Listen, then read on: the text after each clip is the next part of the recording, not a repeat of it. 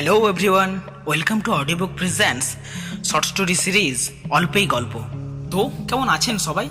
আশা করি ভালোই আছেন। হ্যাঁ, এই প্রচণ্ড গরমে সবাই ওষ্ঠাগত, দরকার শুধুমাত্র একটু বৃষ্টির। কি তাই তো? কিন্তু বৃষ্টি হওয়া তো আমাদের হাতে নেই, তো মন খারাপ করে লাভও নেই। তাই আমরা আজ এসেছি তোমাদের গল্প শুনিয়ে মনটা একটু ভালো করতে।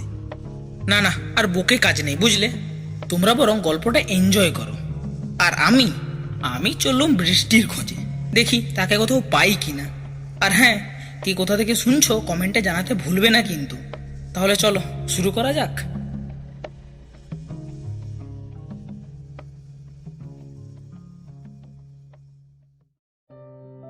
প্রেম নামটার সাথে কম বেশি প্রায় সকলেরই পরিচয় আছে। কেউ প্রেম করে, আবার কেউ তাতে অবিশ্বাস করে। তেমনি আদিত্য চ্যাটার্জি, প্রেম বিষয়ে তার কঠোর আপত্তি।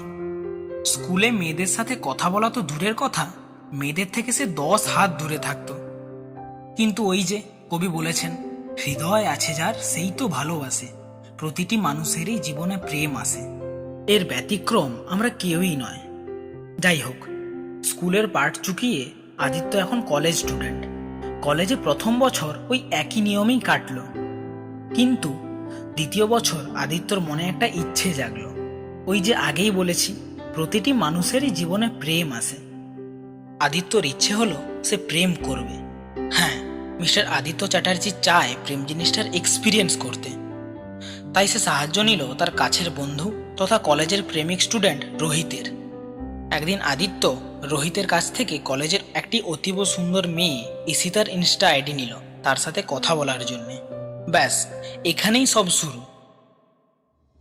যেমন একটা ক্ষুধার্ত চিতার মুখে টাটকা রক্তর স্বাদ লাগলে সে আরও ক্ষুধার্ত ও হিংস্র হয়ে পড়ে, তেমনি একজন সদ্য যৌবনে প্রদার্পিত যুবকের জীবনে প্রথম প্রেম আসলে সে আরও উদ্যত হয়ে ওঠে।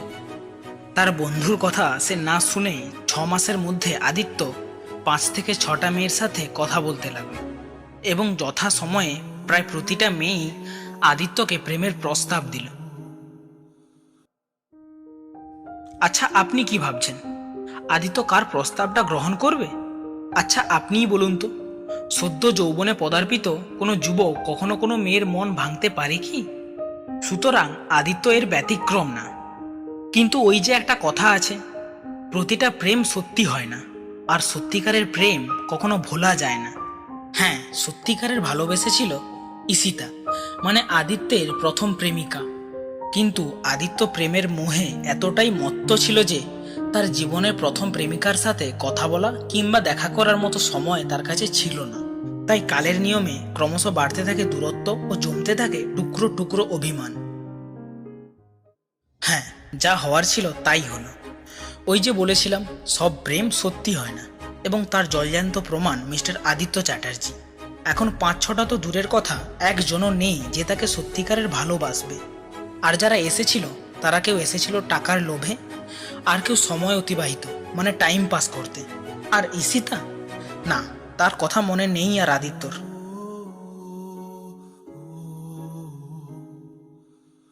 হঠাৎ একদিন ইনস্টা স্ক্রল করতে করতে আদিত্যের সামনে ভেসে এলো একটা অতীব সুন্দর চেহারার মুখমণ্ডল।